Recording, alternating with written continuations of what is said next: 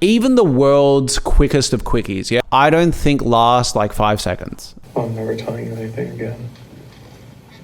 It's just so mean. It's so cruel. And as much as I want to sit there and giggle and go, Ash is a cuck, and that's the worst thing to be on the internet. Me. I just love the lack of self-awareness that Dougie has here for bullying Asher and accusing him of being gay or liking other men, right? And then to be the one to buy gay porn and be like, I don't think I would be taking Asher around going, yo, watch Asher spit some fucking rhymes. This is awesome. He was good for who he is, which is Asher. Starving my N-word? That's right.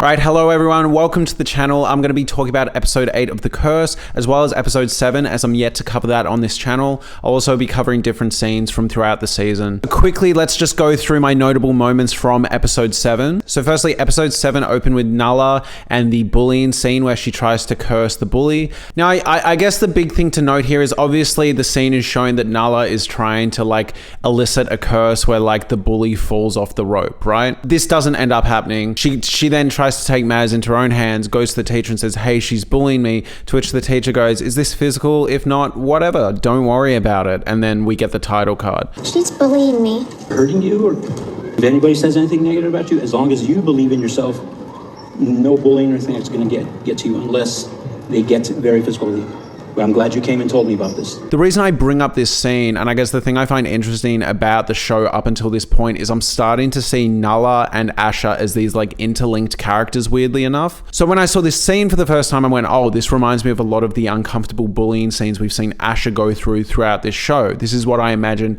Asher's high school or school experience to be like. Nala's scenes at the moment feel rather unrelated to the main thrust and plot of the show. Thematically, it feels like they're trying to draw parallels between, I guess, Asher's experience through the world and Nala's. That was sort of my takeaway. It's this discomfort that both these characters keep experiencing in different social situations. It's interesting because Asher's had his most charismatic and pleasant moments when he's interacting with Nala one-on-one, and it makes me wonder if there's a reason they connect on that level. And Nala is also starting to seem concerned with Asher. In that scene with the nails, she genuinely seemed worried for his safety, and she was worried that she had led to him engaging in self-destructive behavior.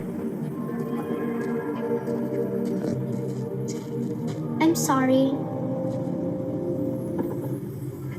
For what? I don't know. I really like this scene, by the way, because I feel like you can kind of read it one of two ways. Yes, you can assume she's just saying sorry because like it was uncomfortable to see him get hurt, and she feels like because she witnessed it, she's sort of responsible for it. But I also like there's kind of a sinister nature here where it feels like she's apologizing for something that's coming. Maybe she cursed him with a more intense curse initially, or even had that thought, and now that the chicken's come true and he's hurting himself, maybe she's worried that like a more kind of malevolent thing that she's cursed on him is also going to come true. It's interesting that she might be regretting the nature of her true original curse if she believes that's happening. Even if the curses aren't real, I just find it interesting that now that she's believing they are, she's going, oh shit, like I kind of feel bad for what I wished upon him. And I also think it's interesting that Asher and his anxieties that have built up over life are starting to take their toll on Nala. He's sitting there going, hey, I need closure on this curse. Can you do this? Can you guess these nails? And Nala, as a result, is starting to carry herself in the world differently. It almost feels like a dark, twisted take on Matilda, where this girl that seemingly does not have mystical powers or anything is starting to feel like she is responsible for things happening to people around her. That's kind of what the end section of episode 7 reveals. Asher is now carrying himself in the world going, is everything that I'm dealing with the product of a weird mystical curse, or is this just my life? You know, and similarly, due to Asher then wanting clarification on that, Nala is now carrying herself in the world going, oh, is all these awful things happening to people around me a product of my thoughts? Am I willing this into existence, or is this just life playing itself out? That's what's so interesting about the end scene when the girl smacks into the wall. I don't know. It just it sticks on your skin. Are you okay? I think the interesting thing about the presentation here is we see the bully character smack against the wall in the background, and Nala then notices. Now, obviously, the inference here is Nala goes, oh, I cursed her to hurt herself, and it didn't happen on the rope, but now she's hit herself into a wall. That must be my fault. But obviously, it's like at some point in anyone's life, they're going to like injure themselves. And it's the great thing about the show is with the chicken, with everything else, you are sort of sitting there going, oh, this could go either way. I also find it interesting that the way it's framed, there is a boy that comes up afterwards to check if this girl's okay, and it looks like he might have been the one to push her. Sticks on your stick. Are you okay? But for the most part, the way it's framed and staged, it genuinely looks like out of nowhere she's just been flung into a wall. It's really interestingly framed. Now, most likely there's no supernatural entity or invisible force throwing her into the wall, right? But the way it's framed, cutting out the actual way it happened, is an interesting choice. It reminds me a lot of those weird kind of supernatural feeling moments that you got in Atlanta, where it's like a seemingly normal show about someone's rise in the rap industry, and then there's one episode where he looks at the roof of someone's house he's staying at, and there's a footprint, and he goes, what the fuck is that about? And it's eerie, it's weird, right?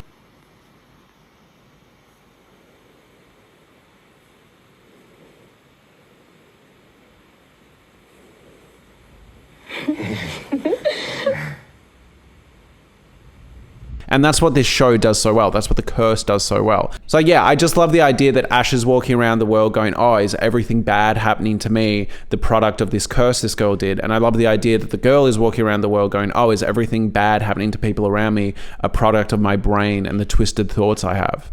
Interesting idea. I love it. I'm enjoying it. And no, I don't think the payoff is going to be that there's something supernatural going on. I think the point is inevitable self-destruction.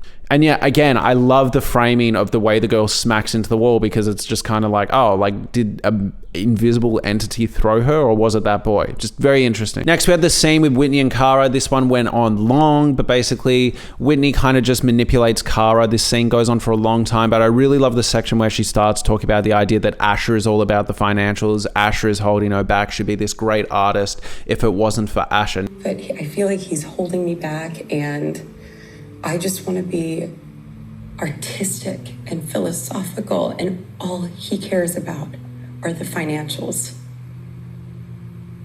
And it's so sad. Now, yes, do I think Whitney is just kind of like being manipulative and telling a sob story to get Kara to sign these documents? Absolutely. However, I do think it's interesting. I think it's a bunch of Freudian slips. I think this is how Whitney sees Asher, for sure. I don't think she's lying here. I think she does look at Asher as someone who holds her back, doesn't get her art, and is just all about the financials. But I think the thing is, it's a really cruel take on this. Like, Asher isn't an artist. He's never said he is. And I actually think as a duo, the idea that one of them is all about the art and one of them is all about the financials and like the clinical, efficient details, I think that's kind of like a great duo. That sounds like an ideal pairing to me. And it just feels like such a cynical take. And it's that type of thing that you see throughout the show with Whitney and Asher, where it's like, if you guys just liked each other, these things would be fine. You know, like if Whitney liked Asher, him being so clinical and precise and caring about all the details wouldn't be a negative trait. She'd be like, oh, it's fucking awesome. He keeps me in check. He makes sure we're on budget. He's so organized. He's so clinical. It's great. But because she doesn't like him, she's just like, fuck this guy. He doesn't get my art. Ugh. So many scenes throughout this show that just feel like that. It's great. We get the amazing Glad Rap scene combined with the news scene. So basically the setup here is that Asher has actually leaked this footage of the casino to get them in trouble. He's also involved in the footage that's being aired on the news. Basically, the setup here is that this casino that Asher used to work at was letting in gambling addicts that weren't meant to be let in, and then kind of laughing at their expense and watching them like spend more and more money and then not giving them the winnings due to the fact that it would be enabling their gambling addiction. A very cruel thing to do. Asher is watching this footage, and there's this amazing section. He's trying to put Glad Rap over some like pre-made meals that he accidentally ran over on the way in. It's a very subtle thing. Like the camera doesn't draw much attention to it, but if you're an observant viewer, you just notice that for like 5 minutes he's been tearing little pieces of Glad Wrap away and getting it wrong, like the wrong amount every single time. We've all been there, right? We've all gone to Glad Wrap something and the first attempt you're like, great, I just wasted a bunch of Glad Wrap. But he literally does it like 10 times and you're like, can you just fucking get it right, Asher? Obviously this is the equivalent of like cracking your knuckles when you're nervous, these like nervous tics, and for him it's like, he just keeps fucking up the Glad rap because he's so anxious about how this is going to go. Then leads into like a haunting, great argument where Asher then goes up to Whitney and explains that, hey, I wasn't actually really like laughing at her. It was just a really uncomfortable situation and I was telling him to stop. Blah, blah, blah, blah, blah, right? This conversation goes back and forth. If you've seen the episode, you remember how it goes. The interesting thing here is, though, at this point in the show, I don't think Asher has too much of an ability to actually lie, and I don't think he has anything to gain by lying here, right? That creates more of an argument. I actually believe Asher in this section. I do. I think if it was the other way around and it was Whitney, I wouldn't buy it for a second. But given how honest Asher is to like a fault, I buy it here. I believe that he wasn't actively trying to bully. Yes, do I think he was trying to be polite to his coworker and was like, oh yeah, really funny? Absolutely. I'm not trying to play devil's advocate here, but I think what we know based off Asher, I can't picture it if he was alone in that situation without the boss or the coworker or the manager or whatever actually just laughing at that woman's expense. To me, what it felt like was a moment of someone who's bordering on the spectrum, trying to get along with a coworker and going, this is how I do it, and going, oh yeah, this is hilarious. I don't think Asher actually found it funny. I don't think Asher enjoyed watching these people suffer. I think he was just trying to fit in. That's not okay. I'm not saying engaging in bullying behavior to fit in is okay. To me, when he said to Whitney, no, like I really didn't want to laugh at her, like I wasn't trying to be mean, I actually buy it. I buy it because given everything we've seen of Asher, this kind of falls in line with his character. It was just him feeling uncomfortable in a situation and just getting through it. To me, what it feels like is if you're at a workplace and the boss makes an off-color joke, and as inappropriate as you think it is, you let it slide because you don't want to jeopardize your work position, or you just don't have the confidence in that arena to do that. Everything we know of Asher and how we see him fumble social situations, I think at that point in time he was just happy that someone was having some camaraderie with him and he let his morals slide. But when he's saying to Whitney like, no, I don't take joy in her suffering, like I believe it. I actually do. I'm not saying he did the right thing. There's always a better thing to do. He could have done more, but I think it was just like an unfortunate moment caught on camera without any context. The context being, yeah, I obviously don't want to sit here and bully this woman, but I felt uncomfortable and I just wanted to get along with my boss. Again, not a great excuse, but given who Asher is, I get it. And I think we've all been in that situation where we've heard a comment that we don't love and we go, oh shit, not worth it. You know?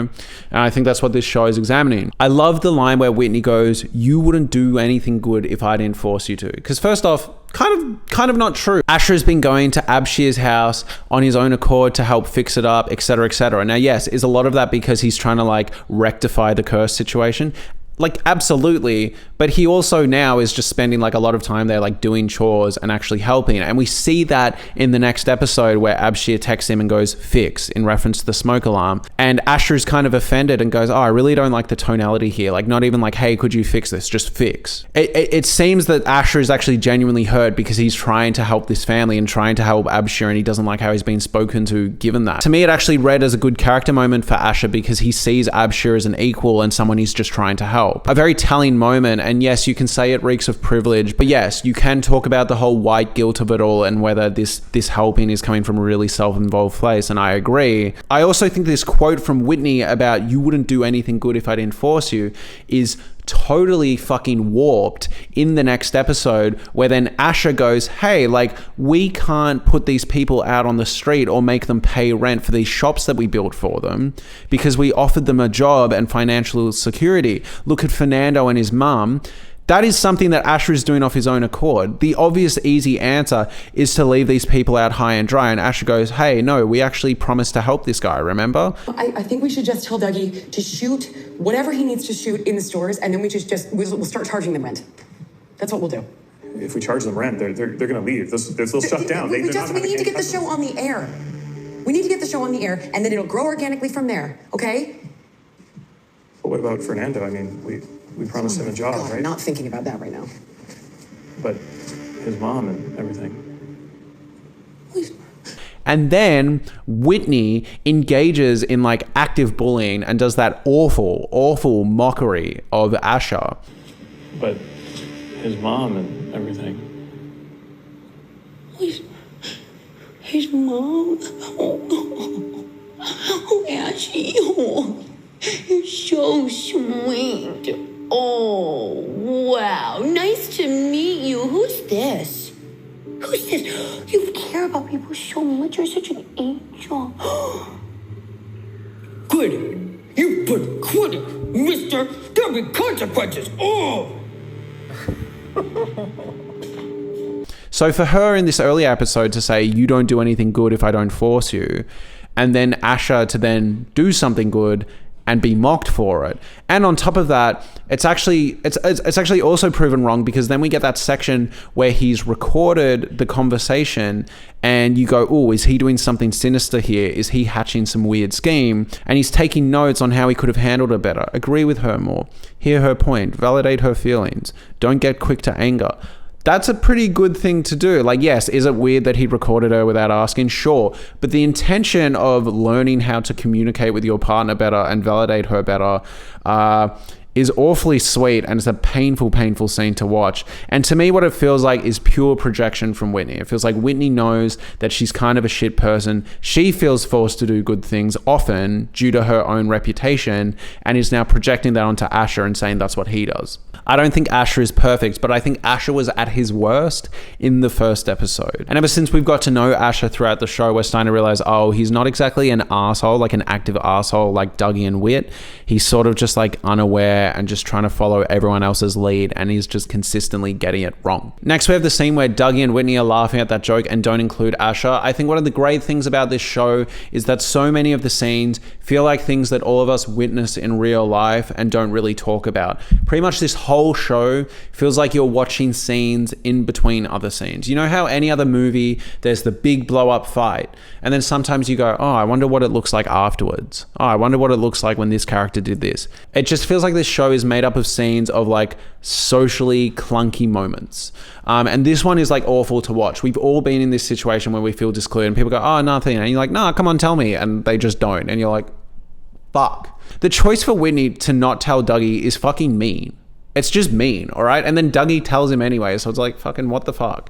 But the thing is, the interesting thing is the way Dougie tells him is very much not involving him in the joy. It's just like, oh yeah, this happened, whatever. He's not telling the story to get a laugh, because Dougie is trying to seduce Whitney, and Whitney's fucking falling for it. It's just like painful. Asha then makes a bid for intimacy very shortly after and goes, hey, we're good for Shabbat dinner, right? And she goes, nah, actually. I've got plans. The interesting thing here is obviously Shabbat is very important to Asha, but I think the way it's worded here suggests that without fail, every Friday they have Shabbat, right? Like it's a non-negotiable. Hence why he's already picked up the color. Like he wasn't saying, hey, can we do Shabbat tonight? He was saying, you're good for Shabbat, right? Because him and Whit clearly have a tradition of doing this every Friday. That's an important thing to note. Again, he's not going like, oh, would you like to which she can go, oh, actually, I was thinking of doing this. He's saying, hey, that thing we always do, like you're still coming to that, right? It's just incredibly rude that if he didn't bring it up, he would have been sitting there at Shabbat just waiting for her to get home. Rude, inconsiderate, and it shows how performative Whit here is. She's always trying to look like she's respecting other people's cultures and traditions, and then she can't even do that for her own husband. It's terrible. It's so bad. And then Asha gets bullied some more because then Dougie roasts him for never inviting him to Shabbat. Now the thing here is, on paper, if Dougie did actually move to do this show for Asha as a favor, as a friend, and Asha hasn't invited him to Shabbat once, I actually get it. I think that's kind of rude. But the thing is, Dougie is not a nice person to Asha at all. Dougie has been fucking awful to Asha throughout the show constantly, like very cruel, very mean, and he's planning to make this awful edit of the show to make Asha look like a dick. So it's like, why would Asha invite him to Shabbat? I agree on paper that if a fellow Jewish friend has come all the way down to help you with this show and you haven't thought to invite him over to dinner or say thank you or to a Shabbat once, it is pretty rude. But given how we see Dougie treat Asha all the fucking time, it's like, of course he hasn't invited you. You are cruel and mean and used to bully him, by the way. Like, do you remember when Dougie was like, hey, like, sorry for bullying you? And Asha was like, oh, I thought we were having fun. And Dougie's like, yeah. It's like, why would Asha invite Dougie? Like, come on. Next, we had one of my favorite shots of the series, the shot where Whitney is with her dad discussing like the money she needs to borrow, and it's filmed in another car, and it feels like it's like a heist getaway. Like, Be silly. It's like flushing money down the drain. Can't we just do a wire? You can just wire it to me. It's the same thing, right? The transfer. It's going to count against your inheritance. It's like I have to file a gift tax return.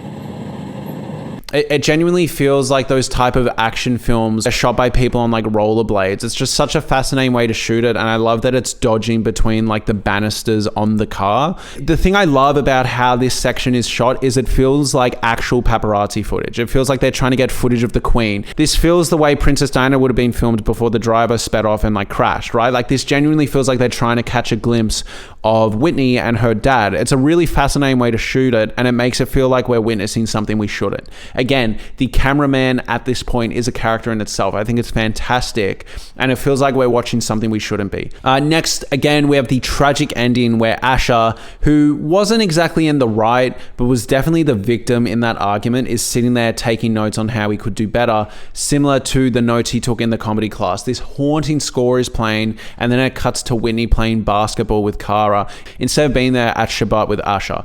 Just a tragic, sad ending. At this point, yeah, like you're rooting for Asha a bit. He is an empathetic character. I'm wondering at this point how the first episode feels on rewatch. I also think it's interesting that in the first episode, there were kind of minor whiffs of Whitney not being super keen on Asha. And while making this Flipanthropy show, it's kind of exploded into this really unhappy marriage. When Dougie first started trying to cuck Asha in that first episode and started suggesting to Whit, like, oh, he's a bit weird, like he's a bit this, he's a bit that, Whitney didn't really bite, whereas now she's willing to get on camera and talk mad smack about our boy Asha. Next, we have episode 8, the Fernando threat. Unbelievable. I like cackled. It was uncomfortable. That moment where Asha gets up and like, oi, look at me, blah, blah, blah, blah, blah, and like gets up in Fernando's face. Hilarious. It's hurting no one. Who is it hurting?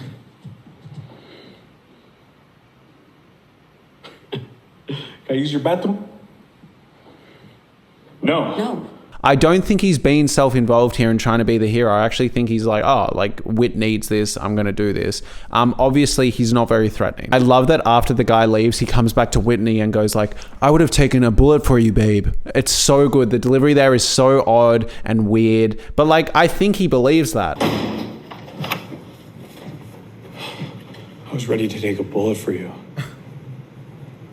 What are you talking about? They were gonna. I believe that. I believe he would have. I believe he would have. It just wouldn't have achieved anything. And I think that's why it's funny. Like, all we would have got was a dead Asha, and Whitney and Fernando would have been in the same boat. Again, then we get this amazing section where Asha goes, oh, you can't close the stores because we promised Fernando a job and, you know, his sick mom, etc., etc. And it's interesting because Whitney's basically turned on this whole idea because the community isn't responding in the perfect way that she wanted. Right? So she's done with them. She's done with Fernando because he's coming with criticism of her slacktivism. Basically, what we see here is what people describe as splitting in terms of borderline personality disorder. But it's just like the moment these people aren't meeting her needs, she just completely turns on them, right? So she has gone from like, you know, we're going to build this amazing community and resources for the Espanola people. And now the fact that they're going, hey, you're bringing gentrification into our land. Hey, all these white people are stealing all these genes that we could have been making money off. Hey. She's totally like abandoning them. Fuck that, they can be out on the street, they can start paying rent. I don't give a fuck. It's mean, it's cruel, and it's a complete 180 almost out of nowhere. It's such a quick turnaround with such little backbone that, yeah, it does kind of feel like splitting, right? It's just wild. She does it to Asha because Asha goes, hey, like I thought we were worried about giving him a job and taking care of them. And then she starts mocking Asha for caring, which again, after the scene of her going, you don't care about anyone or anything unless I force you, is just awful. And yes, her cruising altitude with Asha lately is cruelty and emasculation, but my lord, that impression she does where she goes, ooh, Asher's a good person, is like so mean. But his mom and everything. His mom. Oh, Ashley. Oh, you're so sweet. Oh, wow. Nice to meet you. Who's this? Who's this? You care about people so much. You're such an angel. And then, by the way, an amazing performance from Emma Stone. Amazing section where she goes, if you're going to do this, there's going to be consequences. Quit it. You put quit it, mister. There'll be consequences. Oh! genuinely feels like such a cruel mockery of just such a weak man. Like, it's awful to watch. And also, mad credit to Asher for just sitting there and just like not even responding. Like, I love the look, and I love the look of shock. I wish he was able to give Whitney an equivalent line to what he gives Dougie at the end of the episode, right? Because I just feel like that's the moment to do it. Like, just say something, right? Just check her a bit, dude. Well, no, because you need a supermajority in the holding company. because I mean the supermajority in the budget.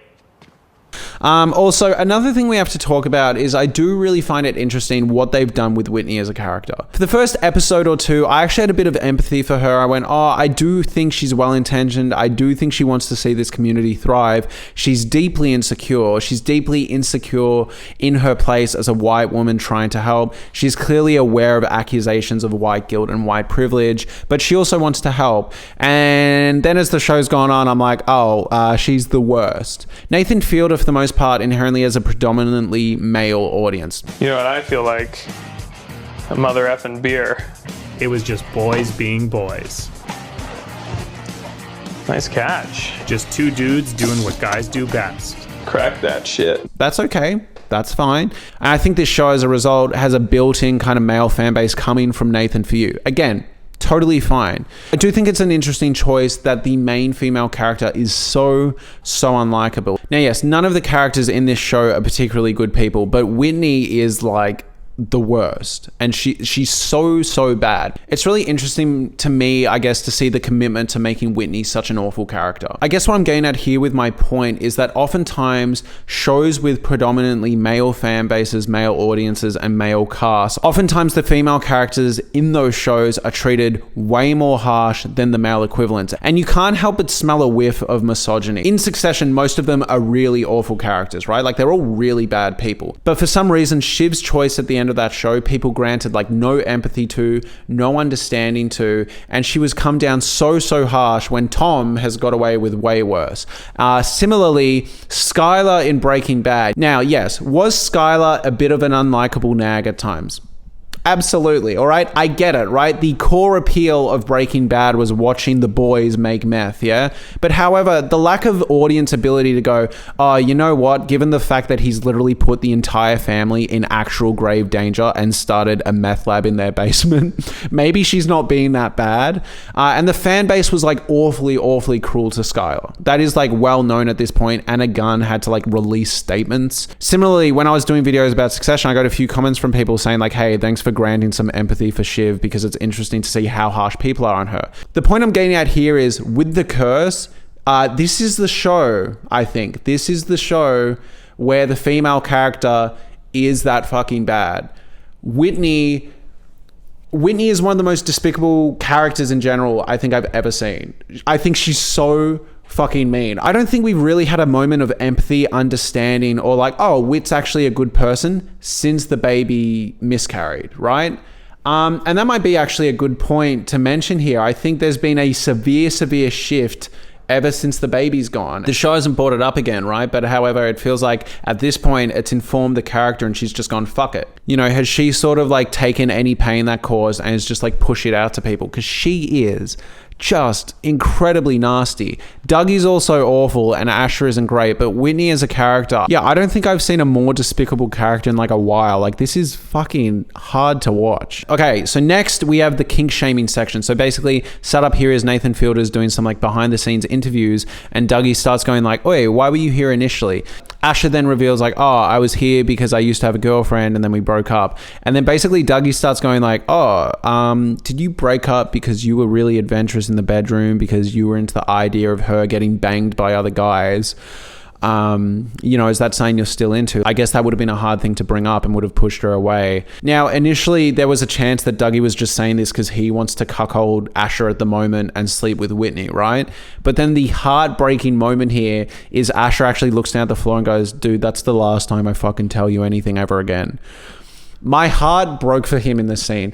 And look, we're all adults here, all right? So yes, is there some And look, we're all adults here, all right? Is there some humor to be had in the idea that like Asher wants to be cucked? Sure, but I'm not one to kink shame. I just think the idea that Asher opened up to Dougie one time and went, "Oi, don't tell anyone, but I'm actually like really into the idea of like watching my wife get off with another dude." And Dougie has then intentionally weaponized that secret and put it on like a TV show is so fucking mean. Want to talk to me about how you might ask a girlfriend to have sex with another man while you watched? Because I imagine that'd be a pretty delicate thing to bring up, right? I'm never telling you anything again. It's just so mean. It's so cruel. And as much as I want to sit there and giggle and go, Asher's a cuck and that's the worst thing to be on the internet, me, like, I feel really bad for him here. It just feels like Dougie has grabbed Asher's diary and gone through it and just been like, fuck you. I think sex and sexuality is something that people are like really guarded and really protective of. And I just think it's such a fucking mean thing to do. I think the performance here from Nathan Fielder is fantastic. We don't need much more than Asher going, "That's the last fucking time I tell you anything." It's painful to watch. Yes, as juvenile as the context here is, and as much as we can all sit here and just laugh at him, I don't think it's meant to be played for laughs. I think you're actually meant to sit there and go, "Oh, that was a really, really sensitive thing that Asher told him that he's now weaponizing." I think the show at this point is playing on fragile toxic masculinity, right? The whole like cherry tomato thing.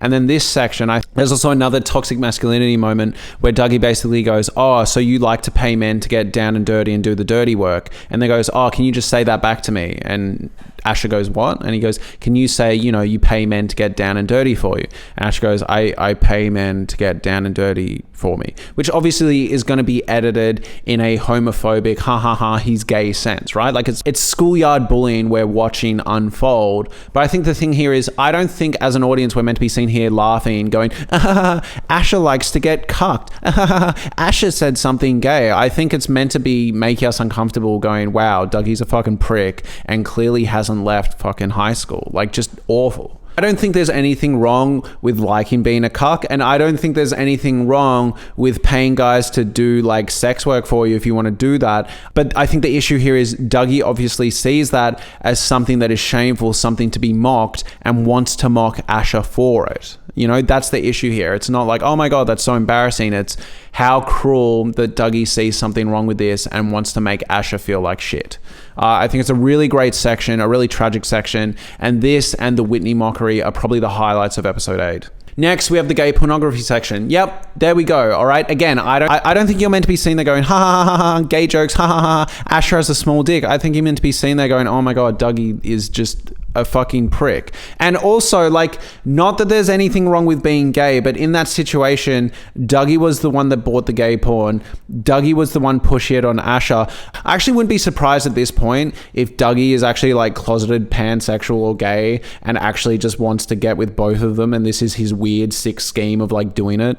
I just love the lack of self-awareness that Dougie has here for bullying Asher and accusing him of being gay or liking other men, right? And then to be the one to buy gay porn and be like, look at the size of this guy's dick. Whoa. Like, again, nothing wrong with that, but like, dude, come on. Uncomfortable scene where he's like, oh, look at this big dick. Like, you must be glad you don't have a big dick. You've got a tiny dick. That's probably way more easier to work with. Just fucking mean. Again, and it also feels like a Freudian slip. I feel like Dougie must have a lot of the insecurities that Asher also has and is just like bullying Asher for them as a form of self-hatred. I wouldn't be surprised if Dougie is also ashamed of his manhood, also ashamed of his sexuality. I mean, who the fuck is Dougie to talk? Like, Dougie killed his wife. Like, fuck it, I'm with Asher. Like, Dougie killed his wife and now he's trying to give shit to Asher and his marriage. It's like, obviously he just resents Asher for what Asher has. On top of that, I'm sure Dougie's sitting there going, I'm more charismatic, I make Whitney laugh, I'm the one filming the show and doing all this shit. Who the fuck is Asher? But it's like,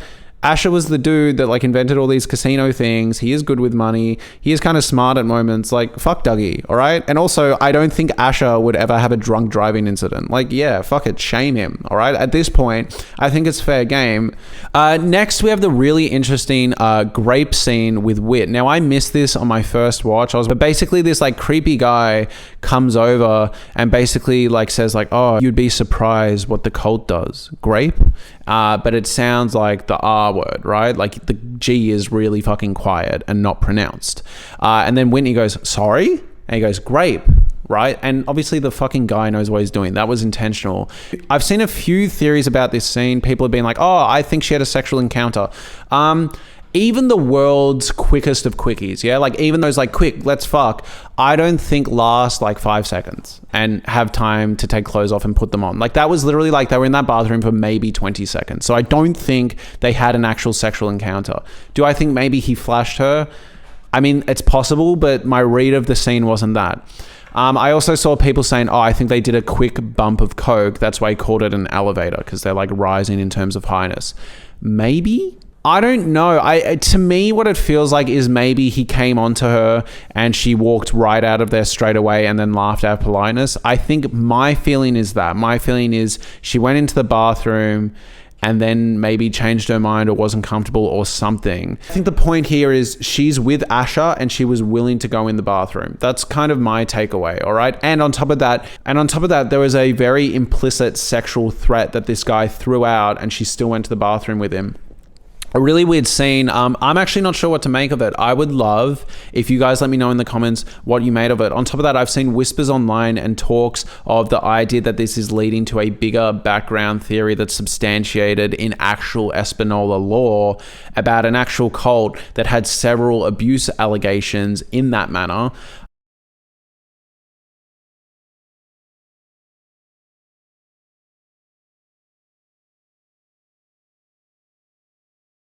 So I don't really know what's going on. If anyone in the comments wants to let me know, I'm genuinely like perplexed with this little cult side arc that they've alluded to. However, I've seen shows before that have these whole other stories in the same world going on. Twin Peaks was famous for it. Atlanta had it going on. There are shows that have done it before where in the background there's things playing out. And I'm wondering if this is one of those. I love the section where Dougie and Asher go to validate the curse. Really fascinating. I love all the conversations. Now, I do want to talk about Dougie's relationship with the curse. We had an earlier scene where Nathan opens up to Dougie and goes, hey, like this girl said that like she'd take the chicken and now my chicken's been missing and I'm getting really worried. And then Dougie does the fucking worst thing ever, right? Where he does that whole like, oh my God, me too, I think I'm cursed, and then just makes it about himself and basically says like, oh dude, you know, like with the car crash with my wife. And it's like, you weren't cursed, dude. You drunk drove and now you're looking for an excuse to attach it to. And to me, it feels like Dougie wants the curse to be true more than Asher. Dougie is constantly trying to be mean and invalidate Asher and go, so funny about the curse when he's around Whitney, right? Like he'll make fun of it and he'll give Nathan shit and he'll give Asher shit for it. But in the same breath, he also wants it to be real. So then he has an excuse for his behavior and an out. And I think the thing I find really interesting is when he gets in contact with Nala and starts crying and going, please curse me, I need this. It almost feels like he wants to be taken out of this world. Like he can't live with the guilt of the wife. That's what fuels his drinking, right? He keeps trying to numb himself. Even when he's driving, he's trying to numb himself. And that's why he gets just under the legal limit so he can be as dull as he wants to be. But I just find the idea that he's genuinely like begging this girl and clearly believes in the curse, right? I think he's simultaneously asking for a curse so bad that maybe it like kills him. But I think he's also asking for this curse because he wants to be able to attribute what he did to his wife to a supernatural force, right? That's what it feels like to me. All right, for all the Nathan Fielder fans, I love the rap scene. I also love this comment I saw in a YouTube video where the guy was like, oh, and like Dougie clearly kept Asher around for his rap skills because Asher's really good at rapping. That feels like a Nathan Fielder joke. You know, that feels like when Nathan Fielder in the opening credits of Nathan For You goes, I graduated from business school with really good grades, and then they're like mediocre at best. That's what it feels like to me. Like, I love this comment because they're like, yeah, Ash is fucking awesome at rap. And I'm sure if you're like a white guy that has no sense of rhythm, you thought that rap was amazing. To me, it was like momentarily good and kind of impressive, but like, I don't think I would be taking Asher around going, yo, watch Asher spit some fucking rhymes. This is awesome. He was good for who he is, which is Asher. You hungry, my N-word? Hell yeah. Wanna get paid, my N-word? Hell yeah. Aren't you tired of starving, my N-word? Hell yeah. That's right.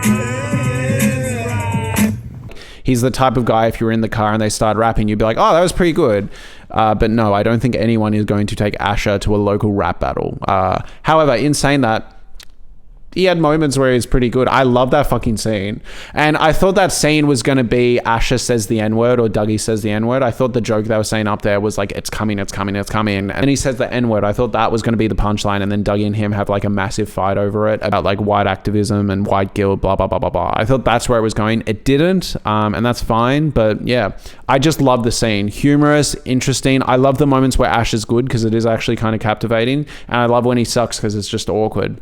I guess the next interesting thing is then, yeah, Dougie basically gets Asher to help him with this ruse to check the curse. And then they have that conversation after where Dougie basically goes, oh, you think you're such a good person, but like you went along with me for that, so don't give me shit. And I have to disagree with Dougie here. Yes, did Asher go along with it? Yeah, but I don't think Dougie, knowing who Asher is, I don't think Dougie really gave Asher a good opportunity to be like, no, we're going home. Dougie was being like coercive. Dougie was being like, take the fucking batteries when they were like napkins, right? Yes, we are all in control of our own lives and Asher could have left, but Dougie knows that Asher is a pushover and will bend him and bully him into doing what he wants. And I guess in this day and age of consent and the way we talk about coercive control, it just feels like that's what Dougie's doing. Yes, Asher has a choice. We all have choices in situations, but to me it felt very pushy, very manipulative, and to then be like, oh, no, like you could have said no, don't pretend you're a good person. I actually think Asher's in the right. I think Asher going, I can't believe you made me do that. I think that's pretty fair. All right? Like if it was a husband and wife and a husband was saying that to his wife to do that, I think we'd all be on the wife's side. So yeah, I'm with Asher. I love the back and forth they have, and I actually really liked Asher going, yeah, tell that to your wife. Is it cheap? Is it a low blow? Yeah, but Dougie's been doing low blows this whole fucking show. Like, fuck it. Do it, you know? Dougie then curses Asher, and I think obviously the show at this point is, are the curses real? Are the curses not real? Is it just self-fulfilling prophecy? Blah, blah, blah, blah, blah, right? Benny Safdie has literally got in an interview with Jimmy Kimmel where he's told this anecdote that apparently Nathan Fielder was asked by a homeless person for some money, and he went, oh, I don't have any money on me. And then they went, I curse you. And he goes, really? And then Nathan Fielder apparently went to an ATM, got some money, went back, gave them the money, and as a joke, Nathan Fielder went, oh, is the curse lifted? And the homeless person went, yes.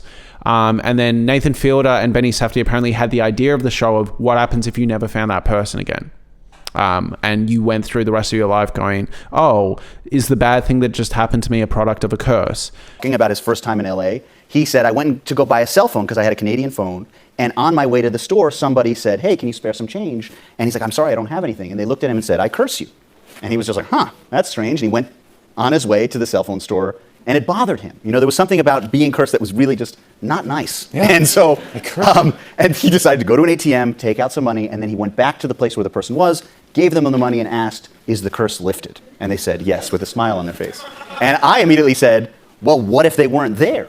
You know, then what? Your whole life is over because now you've got this curse and there's nothing you could do about it, right? Anything that happens to you can be attributed to that thing. That moment. And that moment. And so that was the kernel of it. The cruelty here is, even if curses are total bullshit, it is really mean of Dougie to believe in curses, believe he can literally fuck up Ash's life and go, I curse you. You get what I mean? It's the intent behind it. All right, hello everyone. Unfortunately, my camera died. My point I was making is Dougie cursing Asher feels nasty because Dougie believes it will hurt Asher. Even if it doesn't, even if the curses as a whole are bullshit, which most likely they are, it's hurtful that Dougie literally wishes ill will on Asher. We don't know what he intended the curse to be, but it is probably sinister at that point. It's probably like, I hope you fucking die, or Whitney leaves you and bangs me, right? I think the interesting thing is it's another form of bullying, right? It reminds me of the gay jokes that Dougie makes. And the thing with those gay jokes is there's nothing wrong with being gay. And also it's not substantiated. I don't think Asher is gay. However, the gay jokes are hurtful and we see them as hurtful, not because we have an issue with Asher being gay. It's just mean because they're designed to hurt. The same way that even if you don't believe in the curse and you think it's all nonsense, him cursing Asher is designed to hurt. So it feels sinister. It's really, really effective because given the psychological toll that the curse is having on Asher and the fact that he's genuinely scared, like he opens up to multiple people in this episode going, yeah, well, things have been weird and I've been really worried. Like Asher literally opens up to Dougie at some point in this episode and goes, oh yeah, like ever since that curse, it's been really weird. Like Asher is actually plagued Asher is actually plagued and it's taking up tons of free real estate, and he has a genuine sense of anxiety about this curse. So Dougie then going, yeah, here's another one, feels really hurtful and impactful. It's so good. It's so fucking good. And the thing was, I was initially disappointed with this episode. I felt like it was a bit slight, weirdly enough. And then I rewatched it. I was like, all of these scenes are great. I think the issue is whenever you watch an episode of this show the first time before thinking about it, you're just kind of sitting there like waiting for something to happen. And that's exemplified in the final kind of section where Dougie and Whitney are driving on the same road, and then you get the whole garbage truck section. I was genuinely like, is there going to be a collision? And then of course the episode ends before anything like super massive happens. Now I do want to talk about this quickly. I have seen a review that actually mentions the fact that apparently the finale of this show is rewarding the viewers, right? Apparently it's a very patient, slow show. Apparently the last episode is like really climactic, which previously the show has kind of played with like disappointment. So, and I'm very hopeful that it sticks to the landing. One last thing I want to talk about is Whitney. Yet again, a few scenes in this episode. One, just a few like social microaggressions that I could not stand. She doesn't acknowledge John when she sits down at the table, just so rude. Like, just so rude. She literally does not acknowledge him. And I like that John then plays on this and goes, okay, I'll get you to acknowledge me. And then he does like a mockery of Native American rituals when he says he's thankful for this burrito in like a very stereotypical voice. And Whitney doesn't realize that he's taking the piss. The other little social microaggression that we see here that I can't stand is when Kara goes, oh, sit down, like you can have some of my taco, don't worry about getting your own food. And Whitney goes like, oh my God, thanks, I'll Venmo you. And then like the conversation continues. I know I'm getting caught up on this, but I hate when someone does something nice or generous, and instead of people just going like, oh my God, that's so sweet of you, they have to like balance it out, and they can't just like sit in it. Like, it just screams discomfort and guilt. Like, I know it's a little thing, but there's just like a way it's said and a way to handle it, and I just don't think that's it. Like, I feel like if she went, oh my God, do you want me to pay you? And she goes, no, of course not. That feels like the normal way. That whole thing of her being like, oh my God, I'll Venmo you. And like, obviously she's never going to fucking message Kara and be like, oh my God, can I please have your Venmo details? How much do I owe you for the tacos? Like, you can tell in the way it's said, you can tell in the way it's brushed off, and it's just a passing like, oh, I'll Venmo you. Like, she has no intention of Venmoing Kara, and it's just like an annoying, like, trying to seem polite, but it's almost impolite because she has no intention of doing it. Does that make any sense? Like, I'd prefer if she just went, oh my God, that's so kind of you. Thank you so much for the taco. But there's a thing in life when the way someone says they'll pay you back or they'll get next time, you can tell when they really have no intention of doing that. And that's what Whitney felt like in this section. The one last section I want to talk about with Whitney is kind of the final scene where she interviews Kara. And she basically gets Kara to finally say all the things she's wanted Kara to say throughout all the earlier episodes. You know, you remember that dinner scene where she's talking to Kara about the fact that like people don't consider her houses art, and she's wanting Kara to validate her and go, no, your houses are art, and Kara doesn't. And now that Whitney has paid Kara, she goes, hey, can you just say on the camera how my houses are art and they're amazing, blah, blah, blah, blah, blah. It's uncomfortable to watch. It's pretty pernicious.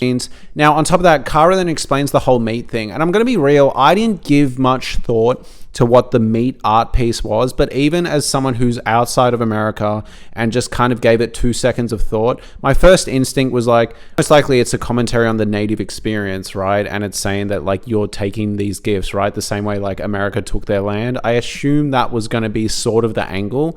And I assume the point here that Whitney couldn't even begin to fathom what it could mean is suggesting like, oh, someone so involved in this community can't even like put two and two together slightly, right? I feel like that's not a super smart take. I feel like most people probably could have figured out, oh, it's probably a commentary on taking something that isn't yours, right? Or something that hasn't been invited or offered to you. But Whitney just could not figure it out at all. And I love the phrasing of her question here, because she doesn't just go, oh, do you want to explain the significance and the substance of this piece? She literally goes, oh, girl, tell me, like, were we meant to take some of the meat? Like, were we meant to eat the meat? And I like the Kara is almost like, fucking obviously not. It's really well written. It's a really satisfying moment. And the explanation feels fairly heavy-handed and obvious the Kara gives, but it's so pointed in Whitney's direction. And I like that Whitney actually feels it. For Whitney, who's a character who lacks self-awareness enough to ask that first question, it's a satisfying moment to see her actually like check herself and realize that she's being confronted. And she then asks the camera to be shut off. I love the idea that we don't know if Asher took the meat or not. And now that's probably meant to be the equivalent of like the totem at the end of Inception, where we're all meant to sit there and go, okay, based off what we saw, what do we think? But I think the inference at this point is probably Asher didn't take the meat. Like, he wouldn't have, right? Like, knowing him, he's just so scared of confrontation and just wants to do the right thing. I don't even think he would have thought about it. He would just sat there and be like, that was weird, and left. You know, like, I just can't picture him taking the meat. Anyways, thank you so much for watching. I love this show. I wish more people talked about it, and I'll be here next week to talk about more episodes. Thank you so much for watching.